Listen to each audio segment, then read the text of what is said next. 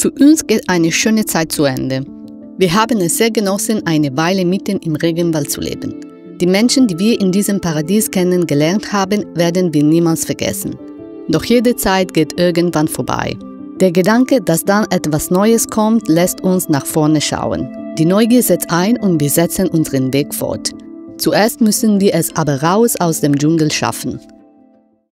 Es ist Neugier, die uns treibt, die Ferne, das Unbekannte. Die Freiheit, mit den Jahreszeiten zu reisen. Aktuell sind wir in Südamerika. Willst du mit uns einen ganzen Kontinent entdecken? Dann buch jetzt dein Ticket. Was kostet das? Nichts natürlich, ist gratis. Na dann, bin ich dabei.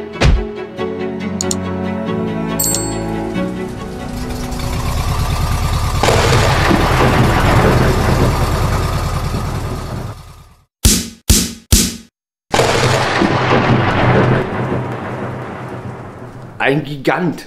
Wow, che bestia.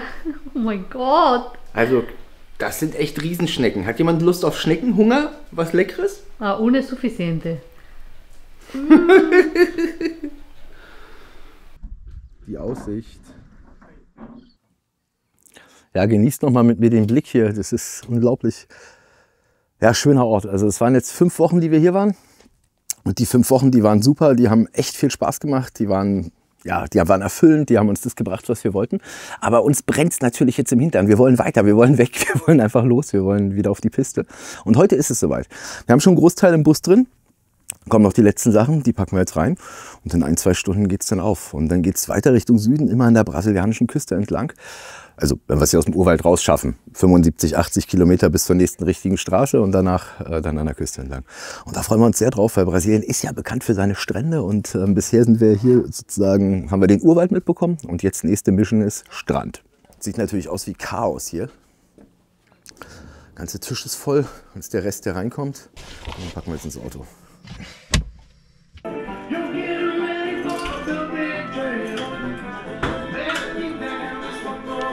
La falta un metro. Sí, sí.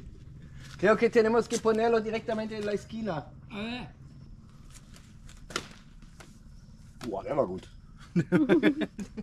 Ist da.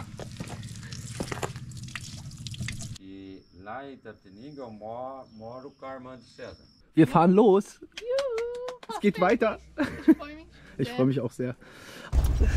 Triste y feliz en el mismo tiempo. Genau, also das ist echt krass. Also, und irgendwie haben wir in Guaraquezaba ein bisschen unser Herz verloren. Also die Leute waren einfach zu nett.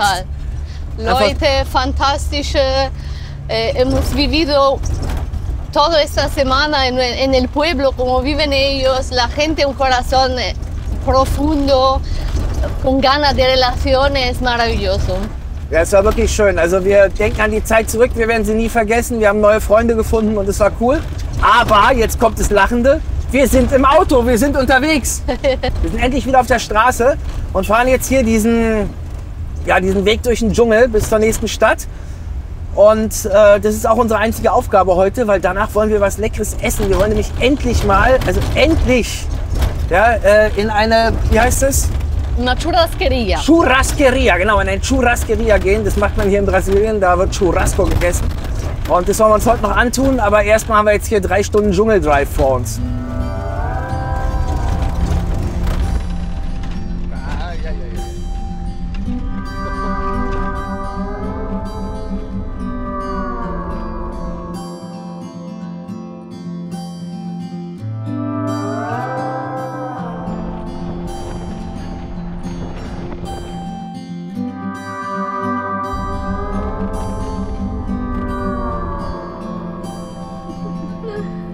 Hi. Hey, sorry, ich lache mit.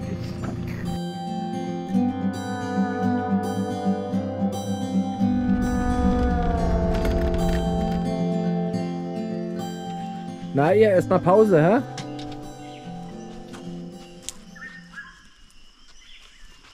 Ich weiß gar nicht, ob ihr das hören könnt. Der Sound hier.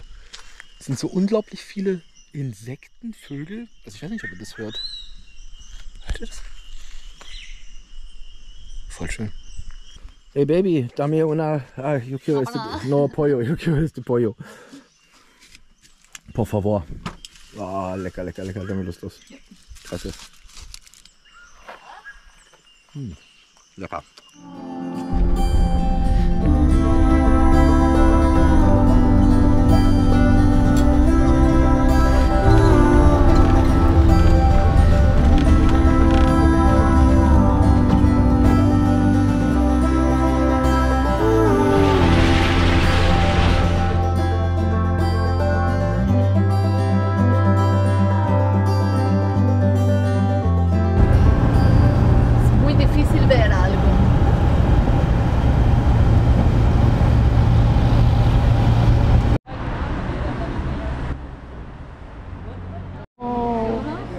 Ich esse jetzt hier Sushi.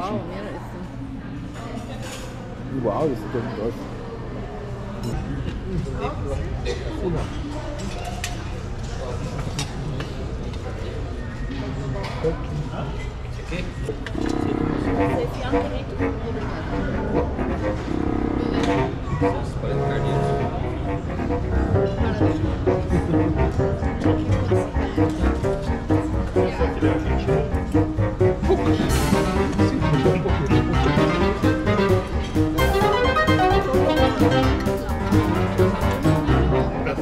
Das ist echt der Hammer. Wir haben die Empfehlung bekommen von einer Nachbarin von uns aus Guajaquizaba, die wohnt hier in, wie heißt der Ort, Cuibita? Die meinte, wir sollen hierher gehen. Zuerst haben wir gedacht, so eine riesen Halle, naja, so ein All-You-Can-Eat-Ding, wie man es halt auch aus Deutschland kennt. Aber das ist Churrasco Brasiliano, das ist der Knaller. Die kommen durchgehend mit ihren Spießen an und bieten dir halt den Fleisch an. So lauter kleine Stücken. Ellos lo llaman buffet, ¿no? Buffet, genau. Buffet. Also das Buffet. Y más o menos todo la churrasquería son un buffet. Genau. Parece. Genau, die meisten Churraskerien sind halt so, man hat so ein fettes Buffet in der Mitte, da gibt es Salat, alles mögliche. Da gibt es aber eben auch Sushi, also ich habe jetzt hier Sushi und Sashimi und es gibt durchgehend leckeres Fleisch. Das ist so unglaublich lecker. So, ich muss jetzt mal weitermachen, weil man kann so viel essen, wie man mag.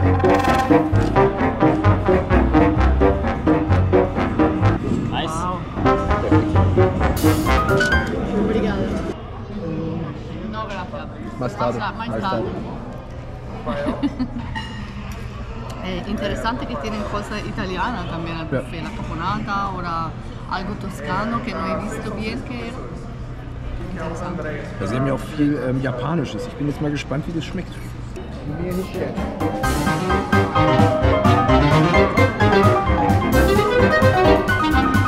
Perfekt. Ich kann nie meinen Teller leeren, die sind viel zu schnell. Da ist schon wieder was Neues drauf.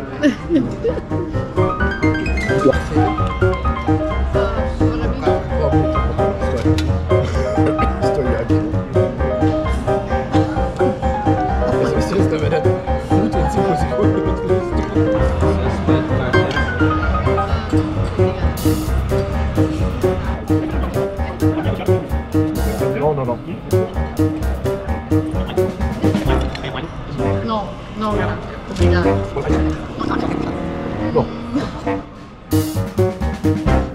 Also wir verstehen ja nun wirklich nicht alles, aber was ist so?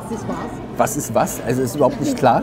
Aber was am besten bisher war Filetto Argentino. So zart, also es ist im Mund zerfallen. Oder so ein anderes Stück Fleisch, was die vorkochen, so dick und danach wird es nochmal auf den Grill geschmissen, dann zerfällt es wie Gulasch im Mund.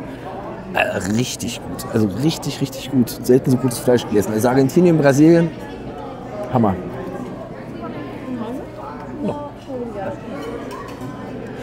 Also es ist echt unmöglich, sich zu unterhalten oder in irgendeiner Art und Weise mal relaxed zu machen, weil wenn man nur eine Sekunde mal irgendwie nicht isst, bekommt man schon was Neues zu essen.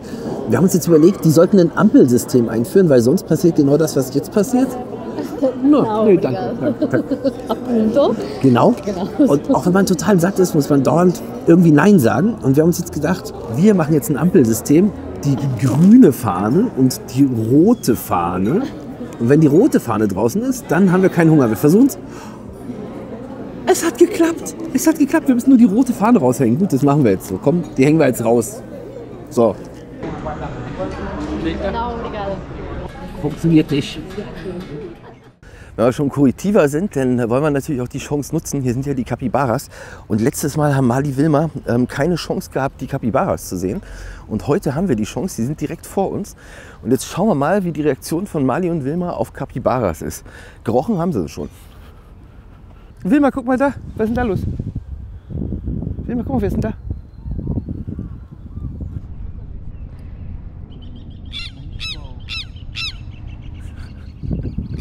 Das sind ja... Wilma, guck mal, Wilma, das ist deine Mutter.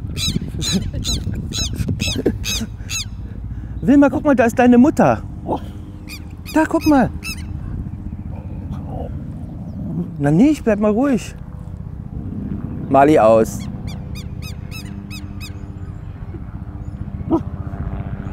Welche Tier ist das?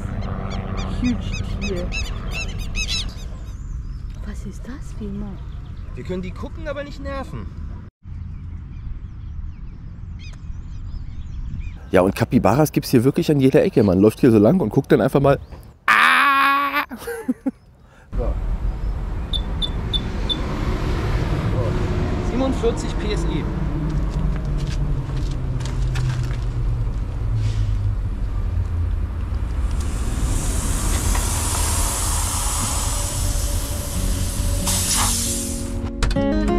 Oh, schön. Lies doch.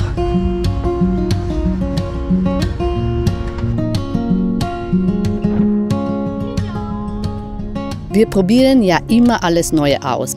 Hier soll es riesige gekochte Pinienkerne geben.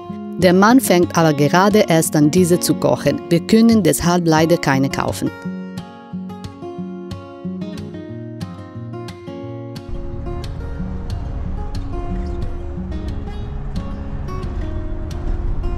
Also was ja wirklich auffällig ist, ist, dass hier total viele Blitzer sind. Also wirklich an jeder Gefahrensituation steht es aber dennoch dran. Also steht schon vorher, sagen wir mal, einen Kilometer vorher steht, jetzt kommt ein Blitzer. Das ist die Geschwindigkeit, 60 km/h. Und dann ist wirklich das zeitweilig hier alle 2 Kilometer oder 3 Kilometer kommt ein Blitzer in Brasilien. Aber das machen die an jeder Gefahrensituation und dadurch fahren die Leute halt auch wirklich langsam, passiert nichts. Die Straßen sind halt auch gefährlich. Und dann sieht man es halt vorher, dann wird es nochmal direkt vor dem Blitzer 5, 6 Mal angezeigt. Kommt sogar noch so ein Ruppel auf der Straße und tak, tak, tak, dass man es wirklich weiß. Also man muss hier nicht in den Blitzer fahren und auch nicht geblitzt werden. Nicht wie bei uns, so nach dem Motto, wir zocken die Fahrer ab und bauen die Blitzer möglichst versteckt auf, damit wir möglichst viele erwischen. Ist hier überhaupt nicht so, sondern die Dinger sind komplett zu sehen schon im Vorfeld. Und hier geht es nicht darum, die Leute abzuzocken, sondern einfach darum, damit die Leute nicht schnell fahren und dann nichts passiert. Finde ich total geil, also mag ich. Genau, und hier kommt jetzt die nächste Blitzersituation. Hier Blitzer, 60 km/h. Erster Hinweis. Genau, hier wird es jetzt nochmal ganz klar gesagt, da ist die Auslaufzone, falls man es nicht schafft zu bremsen. Genau, und jetzt sind wir schon durch. Das war's mit dem Blitzer. Aber es wird halt eben auf der Straße wirklich angezeigt, dass da was passiert. Ja, auf der Autobahn ist eigentlich wie in Italien. Nur bei uns in Deutschland gibt es das ja nicht, aber hier ist auch Autobahnmaut. Und hier hat man dann halt alle, ja, sagen wir 30 Kilometer so eine Mautstation, wie in Italien auch. Teilt sich auf in zig Spuren. Und dann kann man halt in Bar oder mit Karte zahlen. Man kann hier sowieso alles mit Karte super leicht zahlen. Kostet 5 Real 20, das sind so 90 Cent für 30 Kilometer, also bitte. Empty. Take a green one.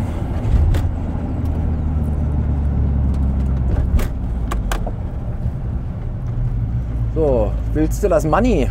So, Pantera. Te doy 5,20 €.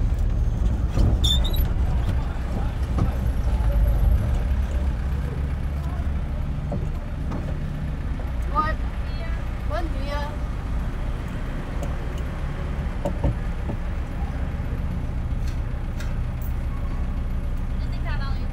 Obrigada.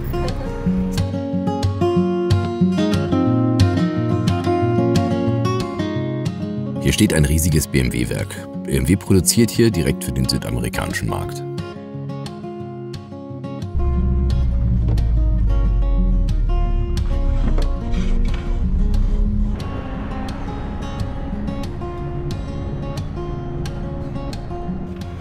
Ja, bis zum Wasser kann es nicht mehr weit sein. Also es geht alles auf hier, es ist alles flach, man sieht keine Berge mehr und es ist weißer Sand. Es ist kein Lehmboden mehr, sondern wir haben jetzt richtig weißen Sandboden. Und hier kommt ein Geschwindigkeitsstopper nach dem anderen. Also wie heißen diese Lomos? Wie heißen denn diese Geschwindigkeitsdinger? Lomo, naja, genau. Und ja, aber wir sind gleich da, wir sind gleich am Strand, wir haben es gleich geschafft. Endlich. Wann haben wir das Meer das letzte Mal richtig offen gesehen? In Chile, ne? Also 3 Monate, 4 Monate her und jetzt sind wir vom Pazifik an den Atlantik. Also gleich, wir sind aber nicht da.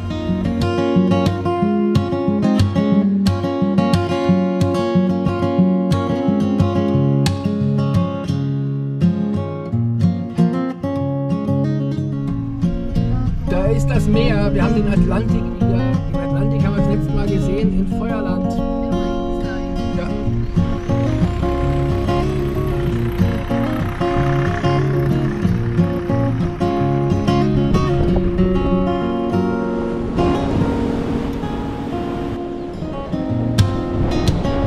Gehst ins Wasser! Te vas al mar!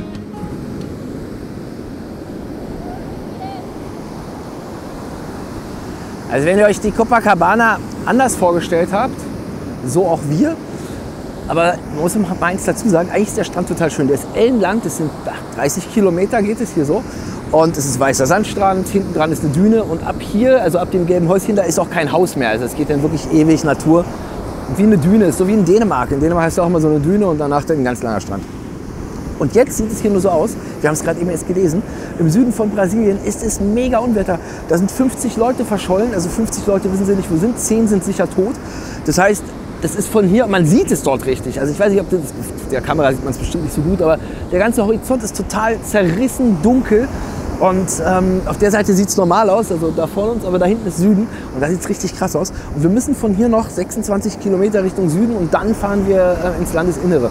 Wir haben es aber gelesen, es soll wohl morgen abflauen, aber deswegen sieht es hier so aus. Also das Meer ist total aufgewühlt und ist braun und naja, dementsprechend ist jetzt halt natürlich nicht so dieses Copacabana-Feeling, aber so ist schon echt krass. Ja, Alessandras Mutter hat uns darauf aufmerksam gemacht, weil hey, im Süden Brasiliens geht's ab mit dem Unwetter, guckt unbedingt, ja. Jetzt haben wir gerade geschaut, ist noch südlicher als wir, aber in Florianopolis zum Beispiel ist schlecht und das ist von hier gerade mal 200 Kilometer. Alessandra meint, man sinkt mit den Füßen total tief ein. Genau, wenn das Wasser kommt. Und es ist kalt. Es frio. Warte mal. Ja, krass. Nur vom Wasser wirst du eingesogen.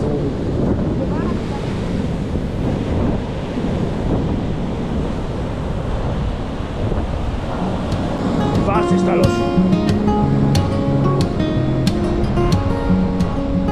Aus. Fein. Und jetzt.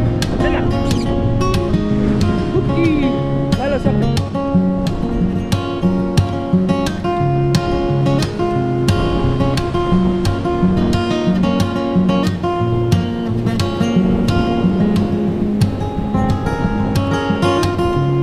Ja, fein, Wilma. Ich bin so dankbar dafür, dass die Wilma noch mal so ein paar Monate jetzt hatte, in denen die echt abgegangen ist wie Schmitz Katze. Also die spielt noch richtig. Also die hatte auch ihre Aussetzer und zeitweilig geht es ihr nicht gut. Wir müssen gucken mit dem Zuckerpegel. Viele gesagt haben, dass sie sich so freuen, dass Wilma wieder gut geht. Und das geht ihr ja auch grundsätzlich gut. Aber wenn wir zu viel machen, dann fällt die halt einfach um. Das kennen wir ja schon von ihr. Dann müssen wir Honig in den Mund schmieren oder Zucker geben. Und dann ist die auch wieder topfit und hat Lebensfreude ohne Ende. Dementsprechend genießen wir die Zeit. Wir wissen, dass die endlich ist, aber wir sind für jeden Tag so unendlich dankbar. Und ja, guckt euch das an. Die ist immer noch fett am Spielen. Und macht genau das, wie sie es noch vor Jahren gemacht hat. Und Bock auf den Spiel. Wilma, was ist da los? Was ist da los? Ja, fein, Dicke. Komm mal her. Sag mal Hallo. So ist fein, meine Süße, meine Sandmaus. Ja, gerade jetzt, wo ich sage, dass ich mich freue, hat sie ihren Anfall. Werdet ihr gleich sehen, die fällt gleich um, die kommt jetzt nicht zur Ruhe. Die macht jetzt Action und das ist dann für sie das Schlimmste. Dann fällt die einfach um. Die darf dann gar keine Action mehr machen. Mach mal Platz jetzt, Süße. Ja, jetzt fängt sie an zu zittern. Und jetzt fällt sie um. Habt ihr gesehen? Das ist ihr Anfall. Und der wird dann so schlimm, dass sie dann wirklich sich gar nicht mehr... Genau so ist fein. Seht ihr das? Ja, wie gerufen. So, wir müssen jetzt Zucker geben, weil sonst fällt die komplett aus. Ich gehe mal Honig holen.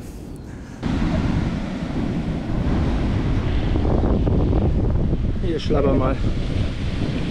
Schlabber. Gramm.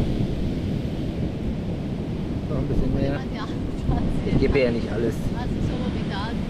Ja, ja.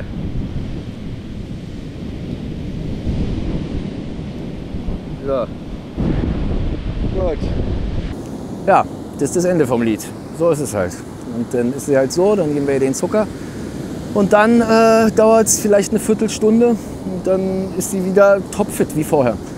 Wir müssen halt gucken, dass sie immer dasselbe Zuckerlevel hat. Das machen wir dadurch, dass wir ihr einerseits Mohrrüben gekochte ins Essen tun, dann eben ein bisschen Haferflocken für den langkettigen Zucker und eben ein ganz bisschen Honig oder Zucker am Morgen, damit sie dann gleich sozusagen fit ist fürs Gassi gehen. Und es funktioniert auch, aber jeden zweiten Tag, manchmal jeden dritten Tag, hat es halt. Ja, so ist es. Traurig mit anzugucken. Aber da sie immer noch Bock hat, reagieren wir nicht. Und es gibt auch nichts, was man machen kann. Also wir waren ja bei zig Tierärzten. Das ist ein Gendefekt und da kann man einfach nichts tun. Es gibt dagegen kein Medikament.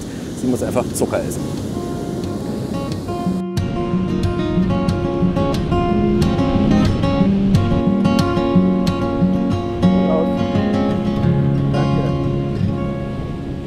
So, und jetzt, 10 Minuten später, da seht ihr sie wieder. Da ist sie wieder. Hat sie wieder Bock und will nicht mehr liegen. Komm mal her, Wulli, los! Aber die ist noch nicht richtig fit. Naja, egal. Aber man muss auch dazu sagen, wir geben ihr schon 5-mal am Tag Essen. Also mehr, dass die Abstände klein sind und dass sie eben gar nicht in so ein Zuckerloch reinfällt. Ja, und für Mali natürlich das Gleiche, die kann man nicht nichts zu essen geben. Bei ihr hat es den Effekt, dass Mali immer weniger wird, also die hat immer weniger, also sie wird dünner, ja, aber ich glaube, irgendwie verbrennt die es dann anders. Und Wilma, naja, die wird halt doch immer fetter mit der Zeit. Naja, was soll's. So, für die Schraubers, die Schrauberbrille kommt raus. Wir haben natürlich auch wieder Wehwehchen. Wir sind ja jetzt, was sind es, 300 Kilometer sind wir jetzt gefahren durch den Dschungel und hin und her. Und ich habe schon die ganze Zeit in Guaquechaba gedacht, irgendwie klingt das Auto komisch. Macht immer wieder so, wenn wir an der Mauer vorbeifahren, so ein Geräusch, so ein Drrr, Drrr, kann man sagen. Was ist es? Der Auspuff.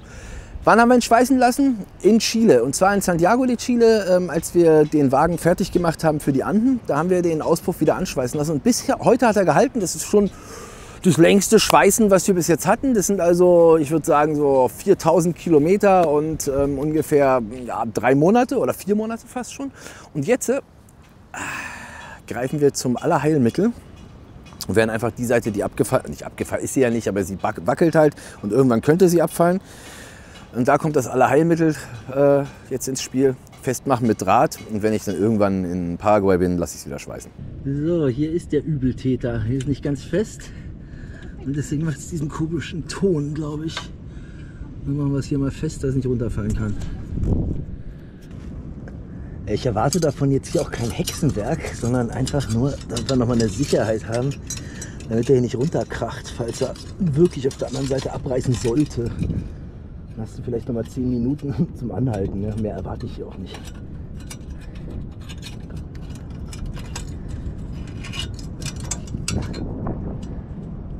So.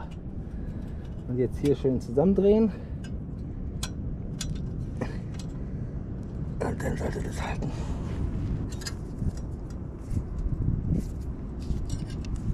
Ja, was uns auch noch kaputt gegangen ist, irgendwie neu, wir haben gerade den Wassertank aufgefüllt. Es kommt echt Wasser hier an dem Tank raus. Und wir haben das Teil bei Frontrunner gekauft im letzten Jahr. Es ist jetzt 1 Jahr, 2 Monate alt. Und das ist echt ein Profi-Offroad-Tank für unendlich viel Geld. Also unendlich viel Geld, ich glaube 60 € dafür bezahlt. Aber für einen Tank ist es schon viel. Und ja, der Gummi ist einfach brüchig. Das ist kompletter Schrott. Ja? Also das als Offroad-Technik zu verkaufen, ist echt der größte Witz. Und wenn man sich das mal anguckt, hier, das ist überall angerostet. Hier ist überall rostig. Rost, Rost, Rost, Rost. Und hier ist der Gummi brüchig. Also Frontrunner, ich hoffe, ihr könnt es besser. Oder? Was wir jetzt machen werden, ist, dass wir da einfach Sikaflex draußen draufschmieren. Ich habe ja noch ganz viel von der Dichtmasse, die ist auch UV-beständig. Da haben wir jetzt so einen dicken Bobbel drauf, so dass es denn dicht ist. Dafür reinigen wir das zuerst, dass kein Staub mehr dran ist. Dann lassen wir es trocknen und danach schmieren wir das mit der Grütze ein und dann ist gut.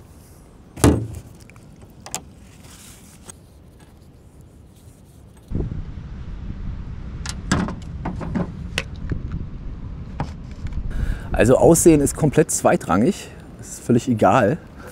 Es geht nur darum, dass da kein Wasser mehr rauskommt. Weil wenn unser Trinkwasser da rauskommt, dann ist das total scheiße.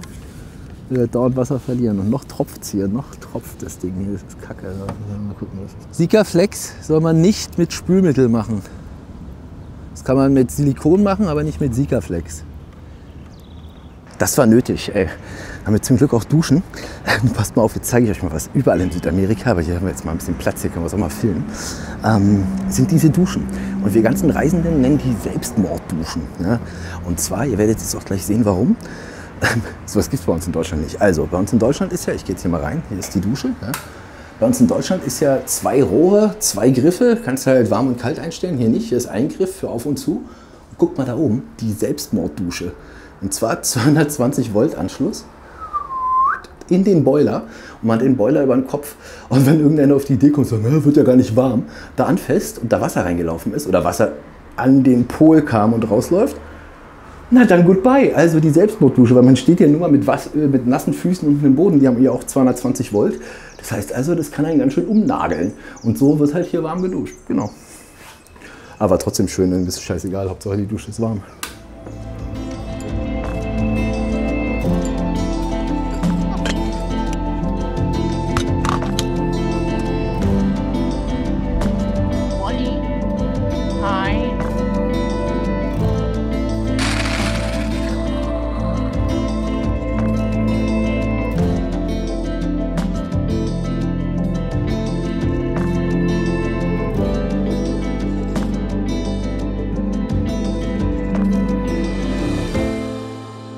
Der Tag gestern hat uns sehr zu denken gegeben.